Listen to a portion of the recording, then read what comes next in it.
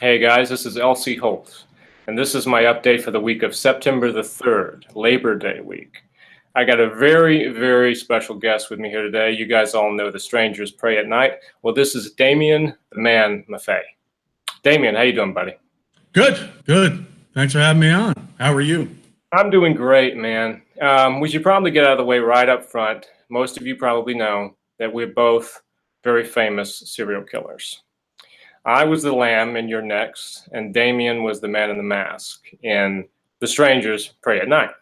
So let's start off first talking about young Damian. Where did Damian start out, man? Well, young Damian was born in Queens, New York, and he moved to Long Island. His family moved him there in New York, and yeah, that's where I grew up, and that's where I started watching all those movies that I shouldn't have been watching, inappropriate movies.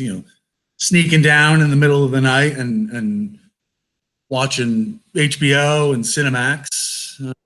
From about midnight to 3 in the morning. Oh, the prime time. Yeah, especially for Cinemax. Yeah. I don't know what goes on there now, but yeah.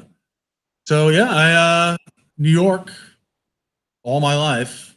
So what was when I was a kid, I had to sneak these things as well. My father was the culprit. My mother hated me watching stuff like, Hellraiser and all the films that I grew up watching, Black Christmas, which we've discussed not on the air. And so was that the same for you, or did you just sneak because, hell, why not? It's Cinemax in the middle of the night. I mean, it was mostly my mother's doing. She was the big movie fan and a fan of theater. So she would love to watch, not necessarily horror movies, but, really movies with me. And I mean, my parents didn't have a lot of money. But they wanted to go to the theater to see out. So oftentimes they would bring me. So, young Damian, I think the first movie I saw in a theater that I can remember was Witness. Oh, yeah. Not exactly appropriate for a young child. But I remember lots of crazy things with them. I mean, my mother knew I was developing a love for horror, and I would watch some things, and then she would walk by, in the room, and she would spot some, old veteran actor in there, someone picking up a paycheck, and she would be like, "Oh, it's Farley Granger," and she would tell me all about, that actor, and usually it sparked an interest in me. I'd go and check out some of their more credible, noteworthy work. All right. Yeah, that's how it was. Yeah. Well, my father worked nights most of the time, so he wasn't really there too much. Yeah. Well, I mean, that you mentioned some people like Farley Granger, Clu Gulager, John Saxon. Yeah. You could just go through all these different names, and not only were they very well known in horror, but like John Saxon, for instance, we'll just take that. Who did John Saxon not work with? I mean, he's played a grumpy cop in so many movies. Yes, and he was an Apache warrior. I mean, this guy was just, if you needed somebody to do something, you just got John Saxon to do it. Yeah. So horror, did you always want to be a horror actor? Let me put it this way. Did you want to be an actor? Or was there ever something before that was like, well, I would rather do this, sports or anything like that? I mean, I was pretty good at sports, but I never, I mean, maybe I was like, being a professional baseball player would be great. But I mean, I never really made that attempt. I would always put myself in movies I was watching. I'd watch Aliens, and I was one of the Marines. So I would always do that.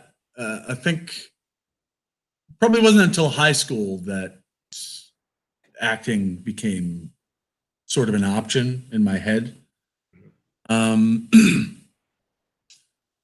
A horror actor. Well, I mean, that's almost a slanderous term, depending on who you're talking to. Yeah. Yeah.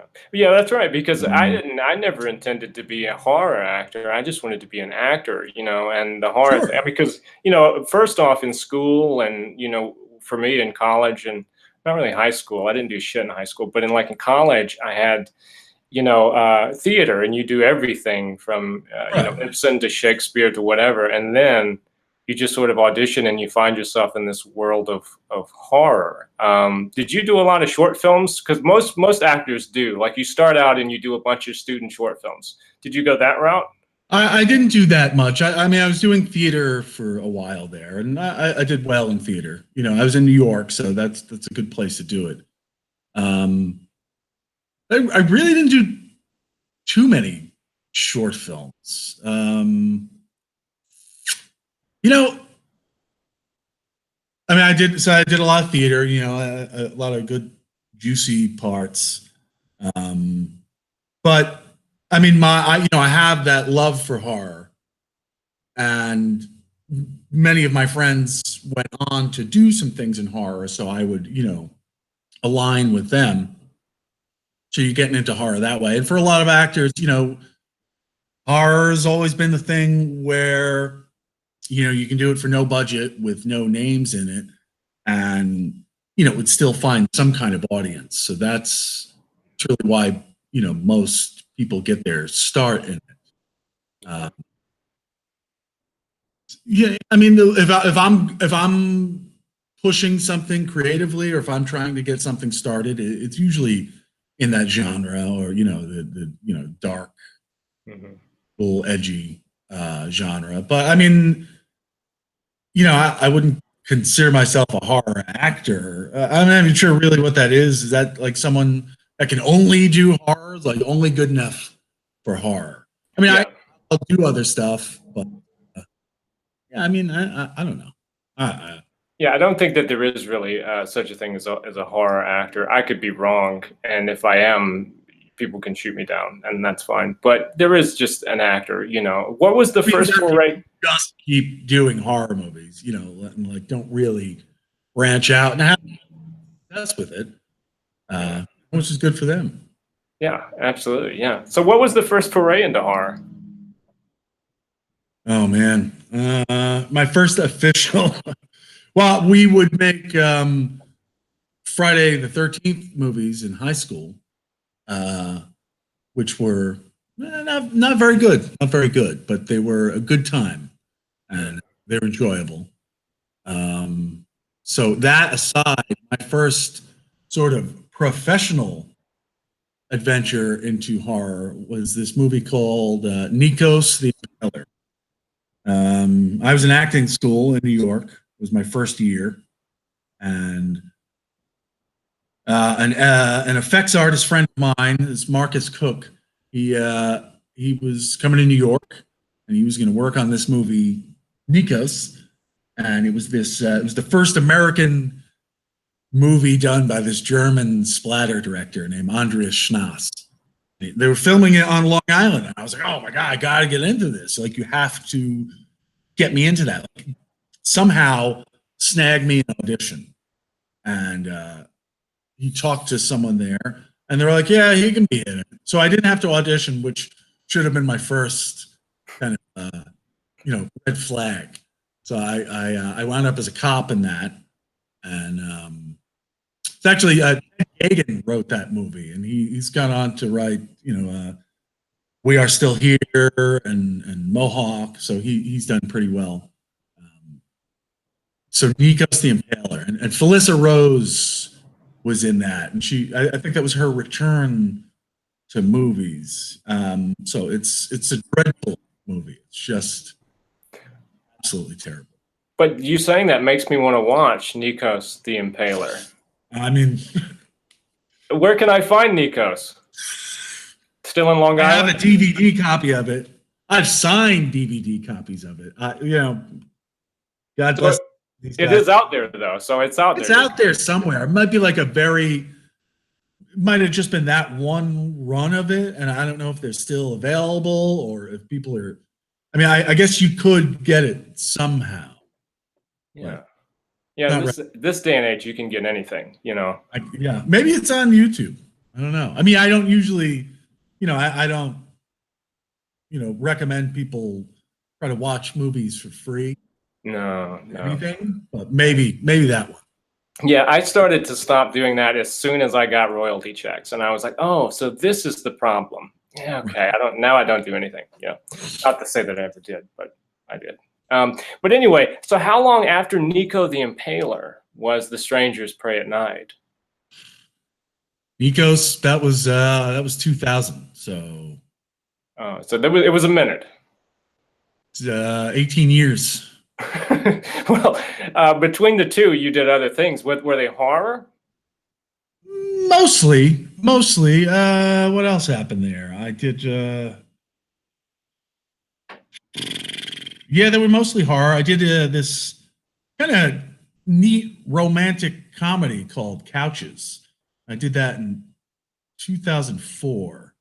That movie never actually got distributed, which is a shame because it's actually pretty fun and fun trivia surrounding that there, or little nuggets that much of that crew or that cast, they've gone on to do some. I mean, I remember Macon Blair. Mm-hmm. He's in The Green Room. He directed I Don't Feel at Home in This World Anymore and Blue Ruin. And Jeremy Saulnier, he was running like second unit on that, and here and there. I mean, they were all friends. And, he directed Green Room and Blue Ruin, and I think this upcoming season of True Detective or part of it. But that was a nice little flick. It was very, very Brooklyn indie kind of comedy, but it deserved a better fate. I don't know if the director just wasn't happy with it, but that's no. I mean, I have like a copy of that, and like maybe he does. Yeah. Well, that's a tough one though, because romantic comedies are hard to do independently. I find with getting distribution. I mean, yeah, definitely. I mean, if you don't have a name in it, then that's why the horror genre is really the only one that can pull that off. Yeah, and I get that sometimes when I've produced a flick a couple years ago, and people always ask me between acting in horror movies and like when you produce stuff, and even when you write, like why do you always do horror? And I say because people will watch it. I don't want to spend 2 years of my life working on something that will ultimately not have an audience. No matter how proud of it I am. And sadly, I would do a romantic comedy. Hell, why not? I would never be the boy next door or anything, but I would produce something like that. Sure. And, but there's just not the market for it that there is for horror. And horror, you can do a lot of cool stuff too, though, Yeah. I mean, you pretty much take whatever metaphor you want to and frame it in horror, and you got a show, You got, if you go on Amazon Prime, you can search there for probably the entire day and night at just titles of movies. Where are these movies coming from? Who is making them, and who is watching them? Yeah. Well, don't you find that there is kind of an oversaturation too of horror, which is kind of the tough one for horror filmmakers, because you get to a point where you may make the good one, but you have to kind of go through 30 bad ones in order to find the good one. Absolutely. Well, that's technology, the gift and curse of it being so easy to pick up cameras and point them at things.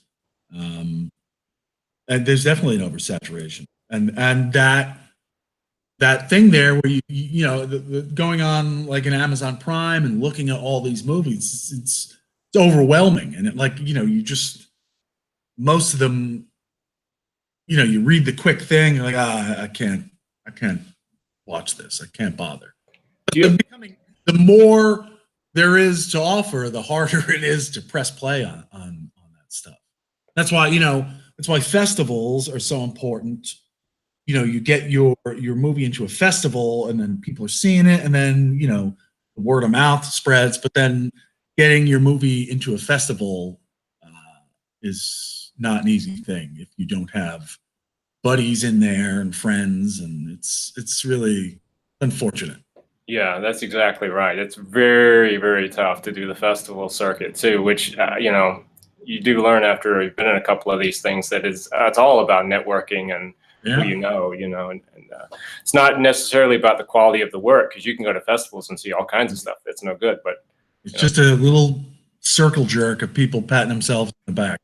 exactly, exactly. Well, let's jump into, I know what a lot of our viewers are going to want to hear about, of course, is The Strangers Pray at Night. How did that come about for you? That was I had done a movie in 2008 in Ohio, and that was filmed in an abandoned amusement park. It's called Closed for the Season. It was a great location. I mean, the amusement park had been abandoned for 30 years. So when we filmed this movie in there, it was wild. And one of the producers on that, the line producer, that was his first producing job, I think. That was John Wagner. And as soon as I met him, I got along with him. He's a cool guy. He's like a Kiss fan. He liked the Cincinnati Reds. And he just got a good sense of humor. So, and in this crazy location, he was a like-minded guy. So yeah, I got along with him, and then we finished that film, and it's done whenever it's done. It's on Amazon Prime there. And then I stayed in touch with him. We tried a couple of projects that didn't happen. And then he directed this short film, one of the ones I did do, called Wildfires, and he wanted me to play the lead in that, and did it, and I think it's great. And that's festivals now, the ones that we have friends who are involved in, so in there. So that was enjoyable. But then he went on to be a producer on Bone Tomahawk and Starry Eyes, and like some really good stuff. And then he called me up about something else, like a book. And then he was like, "Oh, I'm producing the Stranger sequel." I was like, "Oh wow, really?" Like, so they're finally doing it. That's happening. That's great. And he was like, how do you feel about playing the man in the mask?" And I was like, "No." Then the real battle within me started, because he was serious, and I was like, I'm an actor, I love horror movies, but like, this guy doesn't talk. I saw the first movie. I love the first movie, but those films are just kind of wandering around the background. Like they're almost like strategically placed, quick blurs. So you don't need me to do that. Like, that would be a cool thing for someone to do. They could do horror conventions and like carve out a little piece in horror history, maybe. But I didn't really want to do it. And also, I'd become so disenchanted with the business that I didn't want to do anything. I had quit at that point. So I had removed myself. I did a Facebook post. I'm quitting. People were like, no, you're too good an actor. And I was like, it has nothing to do with that. I know I'm a good actor. I just don't want to be involved in this business anymore.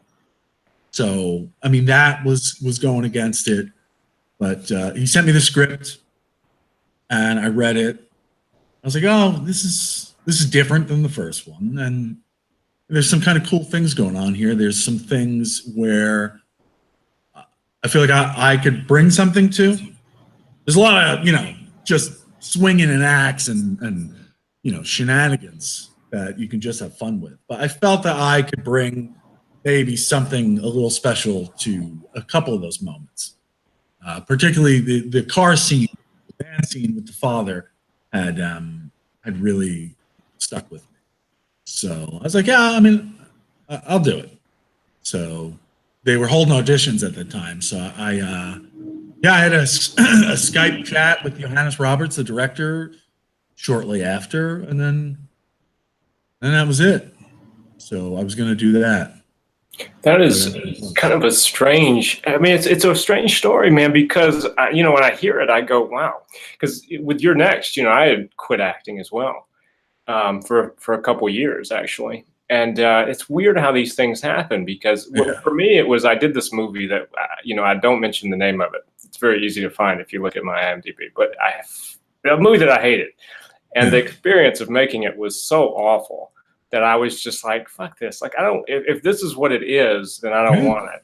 I don't have that desperation in me that I'm like, oh my God, I'm going to sell my soul for this. Not really. I mean, if you have to be a kind of person that I detest, I would rather just be something else. The few things you get, like when they're so miserable and such a bad experience, and then like stuff you just want to do and it can't, you can't get it done because of the politics and you haven't rubbed the right ass or whatever the hell happens, so it's, I mean, it's like 2% acting and then 98% misery. Yeah, exactly. Yeah. And just sometimes just when you think it's kind of done and it's like, to hell with it, you get this movie and then that ends up being the movie that everybody knows you for, And that's exactly kind of what happened to me. I was like, because I'd been in some movies and they were good movies. Most of them were movies I was proud of, But the thing, as you know, with movies is you just never know. You could think you're making the thing that's going to hit and everybody's going to like it. And people are telling you, this is the cult classic. This is going to be. And I heard that like 3 or 4 times over the course of, I don't know how many years. And then, your next comes along after I've kind of quit acting. And I do that, and it's like, oh my God, this is the thing. Like suddenly, that's one that kind of blows up, Right. It sounds like a similar story to what you had with The Strangers. Yeah. But we knew that The Strangers was going to have some steam behind it because it was a sequel and people were eager for it. Some folks. But we also knew that we were making a different kind of movie than the first one. So some of those people were not going to be happy with what we did wind up doing. Right. Well, that's somewhat popular. Yeah, that's a tough thing about sequels is you can never really make everybody happy. But I remember seeing The Strangers because I was actually a big fan of the first Strangers. I thought, wow, that's a really disturbing movie because you know how it is when you watch a movie. If you grow up a horror fan, you watch a movie and it's like, very few of them actually scare you. I mean, you could admire the filmmaking, but The Strangers, I thought, this is kind of unnerving. Yeah. And then I watched the sequel, and I loved it because the sequel has a really balls to the wall type attitude. It's bonkers. Yeah. Yeah, and you have the man in the mask, and that your role was just, I mean, he was so badass. It was fun. Yeah. I just had fun with it. It was the best job I've ever had. Of course. I remember sitting in the theater.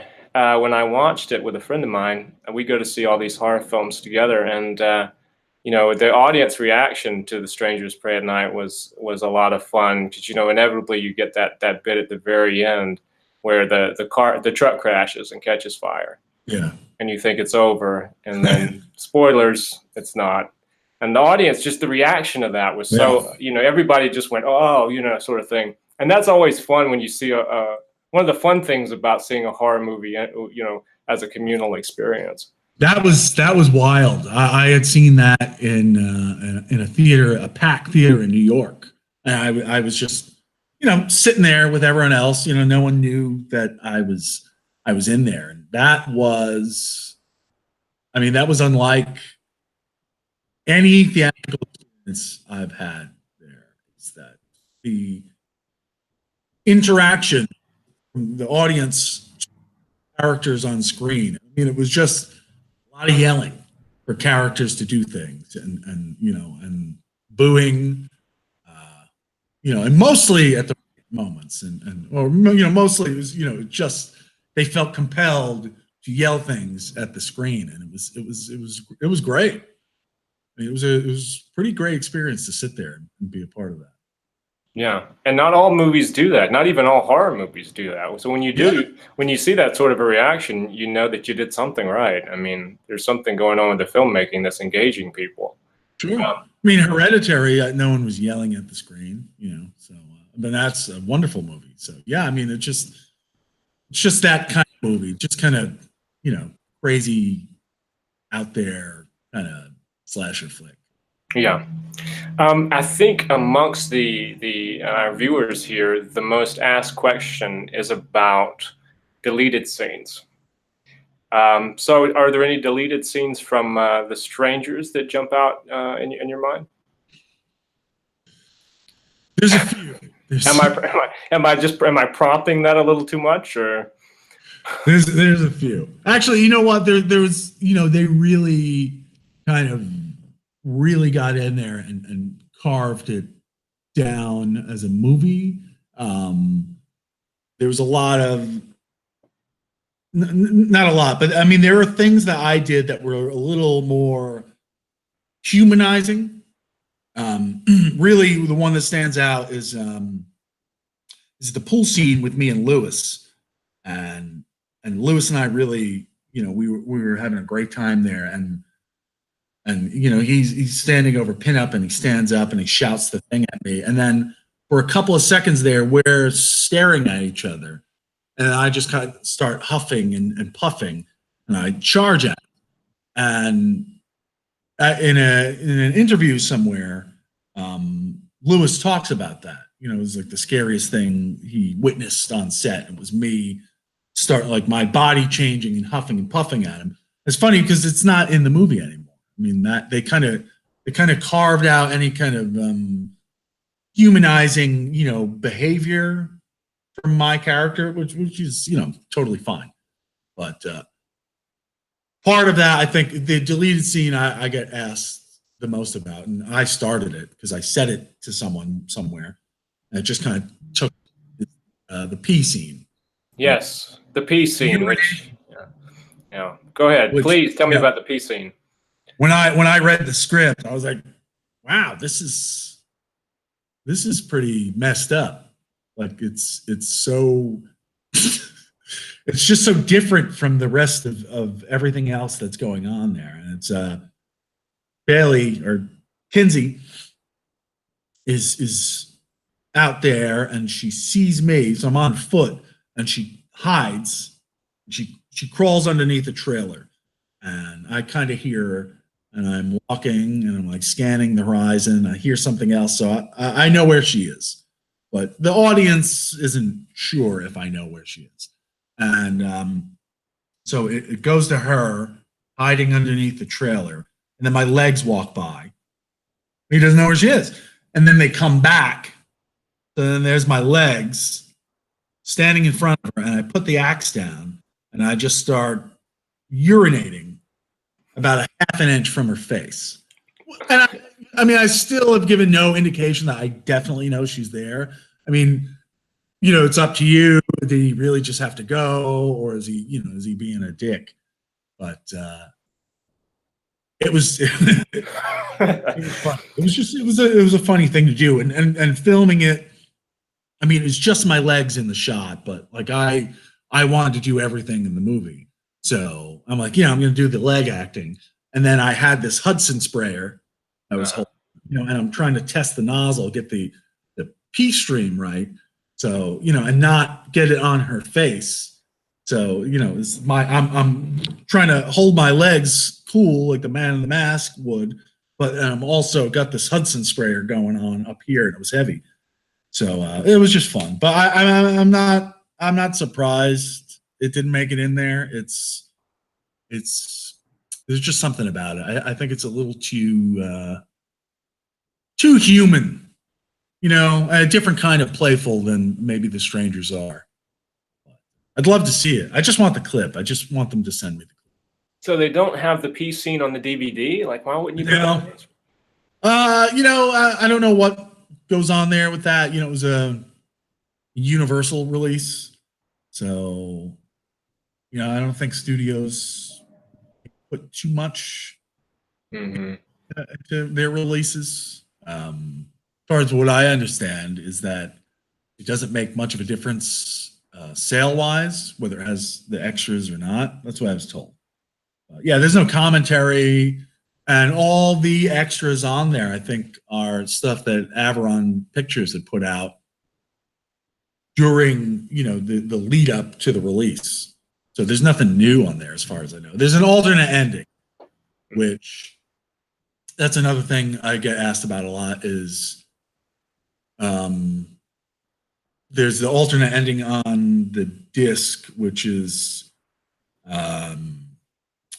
Kinsey, drops the cup, and then the door opens, and then out in the hallway, you hear the breakers lights are going off one by one, and then it's all dark, and then you hear the axe dragging. Oh. But what I thought first, I thought it was going to be the theatrical ending, and then I was sure it was going to be the alternate ending on the disc. But there's one where she drops the cup in the hospital room. There's a knock on the door, and then the door opens, and a doctor comes in, and the doctor says, "Oh, you're up." And then out of the darkness in the hallway, I come, all burnt and crazy, and I chop the doctor down with the axe. And it kind of like freeze frames on my crazy face. Yeah. Which, of course, I loved. Of course. But yeah, the thing about that's interesting is, Universal releasing it and putting out the alternate endings like that. It's weird that a studio would go for the more ambiguous ending, which it is. I mean, the ending as it is now really leaves it where it could be anybody. Yeah. It seems like they would rather do something where even if it was the axe dragging, where he's alive and he's coming for them. Yeah. That's interesting. It's interesting. Shame. Studios generally don't like ambiguity, man. That's I know everyone's gonna have to wait, for like in a decade, like Scream Factory or something, puts it out just like they did with the original movie, and hopefully stuff is on there then. Yeah, absolutely. Let's get to some more of these questions. I see that they've been building up over here. Let's see what all we have. Alternate ending, we hit on that. Strangers 3. Can't be over until Kinsey is dead. Is there going to be a Strangers 3? Oh, by the way, that was Michael Packner asked that. Yeah, him. Michael. I was kind of, I knew that there was kind of a box office goal that they wanted it to hit, and I know it surpassed that. Mm-hmm. Overall, the movie didn't, it's an R-rated slasher movie. It's been 10 years since the sequel, so a lot of people hadn't even seen the original. So, yeah. Well, and I would imagine there's going to be a sequel, and I would imagine it'll be sooner rather than later. Yeah. So, are you being coy, Damian? Is this coyness? Do you know more than I do? Maybe. All right. Well, we'll leave it at that. Does anyone believe me? I do. We'll leave it at that for now. Ty, the magic guy number 6, says we need more Sharni Vincent in horror. She was the star of Your Next. I agree. Sharni should be in more horror films. She can be the next Stranger. Maybe she can team up with Bailey and Liv Tyler. Oh, hell yeah. I'd be in that. Sharni, right? It can be her character from Your Next, and they can train with her, and then, and then fight me. Yeah, Sharni's pretty badass. There was actually a sequel. One of the questions was a sequel to Your Next. There was a sequel idea that I had to sit on for many, many years until Simon Barrett, who wrote and produced that movie, told it in an interview, and where the Sharni was on a prison bus for having been blamed for the murders in the previous film. And the prison bus is being transported. I'm in a VA hospital because my head is all fucked up from having been stabbed in it. I'm like drooling and shit.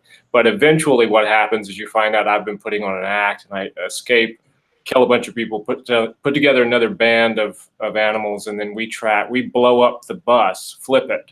And then all these female prisoners run out into the woods, and then I hunt them through the woods. That was the original idea for Your Next sequel, which, never got made, obviously. But I can talk about it now. I had like an NDA on that forever.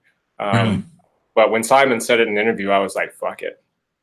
Let's see. This is, if you go by the Strangers 10-year timeline, I mean, you still got some time.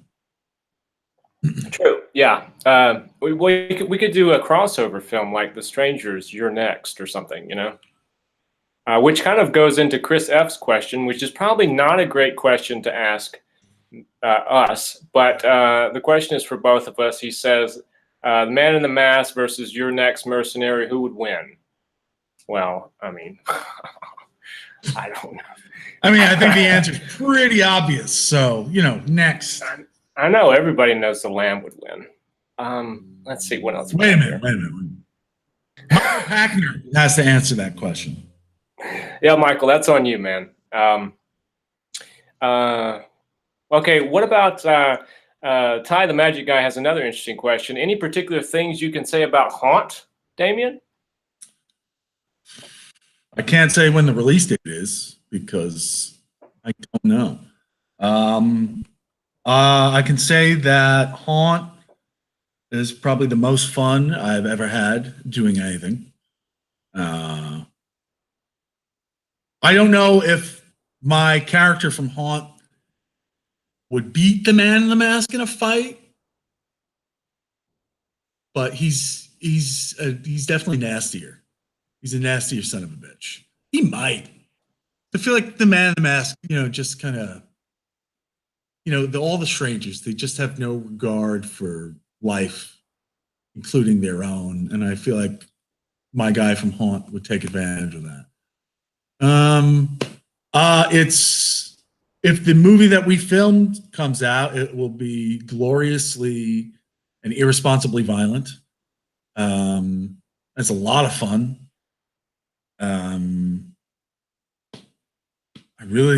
I just want it to come out because it was so much fun to do, and it's pretty brutal, and it is. It's a lot. There's a movie coming out called Hellfest. Mm-hmm. So it's one of these things where a couple of movies are going to come out at the same time that have like similar things going on there. Like Deep Impact and Armageddon. Oh man, I know all about that. Trust me. So, I mean, it takes place in a haunt. So, and things don't go well. But I don't know what else I would say about it. I mean, Eli Roth produced it. He loved the screenplay so much that he wanted to get in there and be involved with it. And his involvement there, as far as what I understand, was a lot to do with the character stuff, getting them to build up the characters, really make them, you get emotionally invested in there. That's what you want to do, is be invested in the characters one way or the other, whether you don't like them or you do. But and then the guys that wrote the screenplay and then directed it are the guys that did A Quiet Place. So it's pretty quality. I think it'll stand on its own when it comes out. Skywalker Ranch right now finishing its sound, so there'll be some Wilhelm screams in there, maybe, hopefully. But, of course. I mean, just stay tuned because it's a goodie. Haunt. Definitely Haunt. coming soon. It has a great pedigree, so I don't think there'll be too much of a problem. Yeah. We spent a lot of money on it, so it's got to go somewhere. Yeah. Let's talk for a few minutes about something we're both going to be doing here very soon, which is the Cult Classic Convention do you know how it's pronounced? Bastrop, Texas? That sounds good. Yeah, I'm going to go with Bastrop. It's outside of Austin, one way or the other, but it's going to be at the end of the month, September 28th through 30th, and me and Damian will both be there, signing autographs and posing and staring at people. But I want to ask something about your other activities there, because we were talking prior about you're actually going to be doing the Cult Classic Convention plus another thing. And I kept kind of asking, what's the other thing? And what is the other thing? It's I guess they're they're connected to these haunts somehow. These Scream Hollow haunts. So I will also be at this haunt, kind of doing the same thing. You know, kind of like signing and high fiving and shaking. I mean, when they had requested my presence at the thing, they were like, "Yeah," and they want you to be at the convention, you know, during the day, and then you know at the haunt at night. I was like, "Well, what do you mean at the haunt?" They're like, "You know, you would be there." It's like what, like yelling boo or you know whatever happened. You know, people don't yell boo, obviously. They're haunts. But I was like, you know, like in the haunt, like haunting people and stuff. I was like, yeah, man, I mean, maybe I could do that. Like, I don't want to play the man in the mask. I'd rather play like, you know, like one of the witches from Hocus Pocus or something. Yeah, of course. But yeah, no, I mean, so it's just more, just kind of being there. You know, I like to be there and wave my arms around, and I just like to hang out with people. So at least that's what I think is going on. Wouldn't be the first time I agreed to something and have no idea what I'm doing. All right. Wing it. What do you want me to do? I could be, I don't know, maybe I'm behind the scenes just with, you know, moving things. Right, yeah. That's interesting. That's interesting. So, I'm still confused. Wow. You should be, because I didn't give you an actual answer. Yeah, so what? I'm not, I'll drop it. It's like, I still don't know what it is. It's yeah, it's, I think it's a little further away.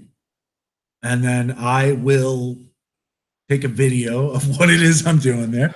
I'm not doing it as far as you know. Yeah. Hey, man, that works. You know, just a live stream. Yeah, live stream. Send me the live stream of what it is. Because that's, and our friend, you know, David is going to be there as well. You know, he's Art the Clown in this Terrifier movie that's out. He'll also. Yes. I wonder if he's going to be at the haunt. Probably not. The only one they suckered into it. I don't know. I know I'm not going to be at the haunt because I got to sleep. But you know, so wow, yeah, that's going to be a full schedule for you, man, that weekend. Good thing it's Damian doing it, because a normal human could not stand that. Man, I'm gonna talk to my agent.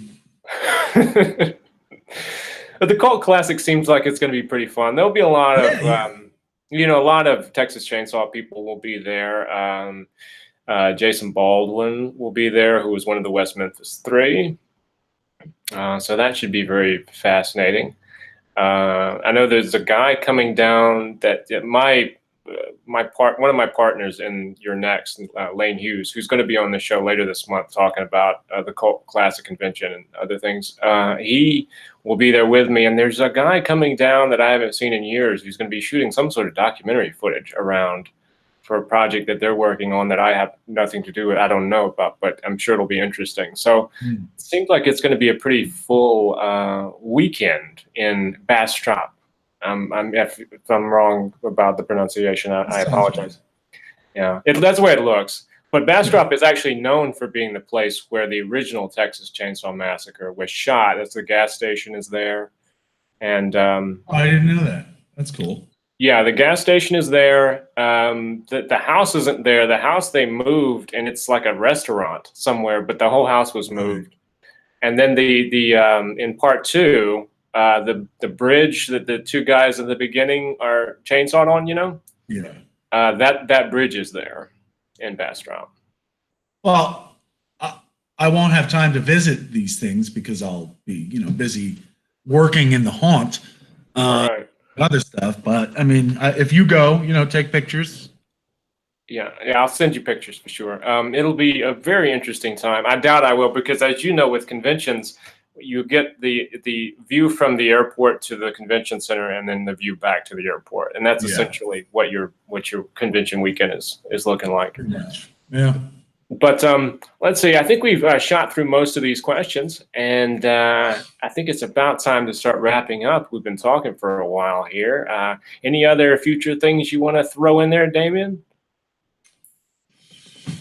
Oh man, yeah. Hopefully everyone can come down to Bastrop and see me at Scream Hollow, the Haunt, doing whatever it is I wind up doing.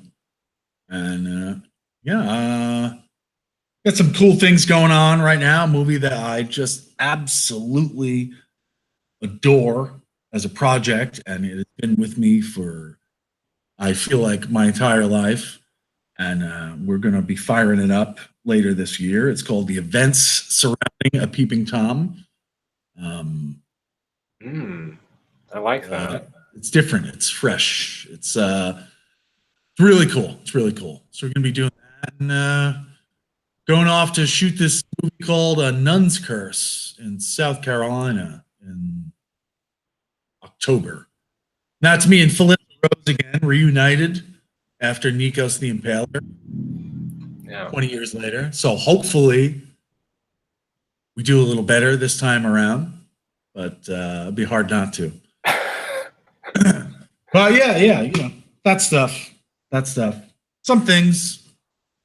Yes, awesome. Well, that sounds good, man. That sounds like a full plate in and of itself. It's always great to see friends of mine busy. It sounds like you're really busy. Well, I got a lot of kids too, so when I'm not doing that stuff, I'm here. Like, this is like a vacation for me right now.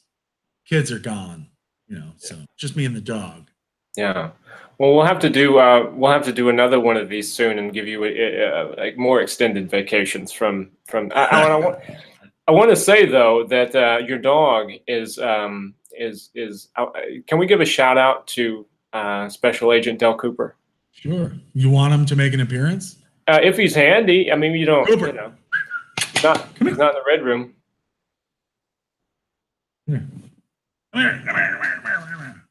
There he is. Oh, there we go. Yes. Coop. They found him roaming around San Antonio, Texas. He was roaming around there for a few months on his own, surviving somehow. And then they they finally caught him, and they shipped him to Vermont, a shelter in Vermont, which is a long way. And that's about 4 hours from where my place is in Portland, Maine. And I saw him online, and I was like, oh, this is a cute dog. And I called up the shelter, and they were like, you should come in to see him. I was like, well, it's not, it's not nearby. But I went in there, and he just barked and growled at me the whole time. He's got some baggage, but real good nugget. He's a good dog. That's awesome. Dale Cooper, though. He is not very free. He's like Dark Cooper from season 2, Twin Peaks. Yes, he's Mr. C. Before we shoot out here, I want to get one more question in, because Halloween Queen has been very patient. She was one of the first people in the room before we started broadcasting. She wants to know real quick. I think I know your answer for this, but we'll do it anyway. Favorite scary movies? What's your top favorite scary movie? My favorite movie is Black Christmas from 1974. I think it's perfect. I love it so much. Everything about it. Always have. That is by far my favorite horror movie, or favorite movie, whatever, but definitely my favorite movie. So I called that one. My favorite horror movie is tough because it fluctuates, but my all-purpose answer, just because I keep going back to it, and it's been imitated so well, but never quite duplicated, is The Exorcist. If I want to see, if I want to see a possession movie, I'm going to watch the possession movie, not anything that's derivative, which it seems to me every possession movie ever since has been derivative of The Exorcist. That movie's perfect too. I mean, the cinematography, the effects.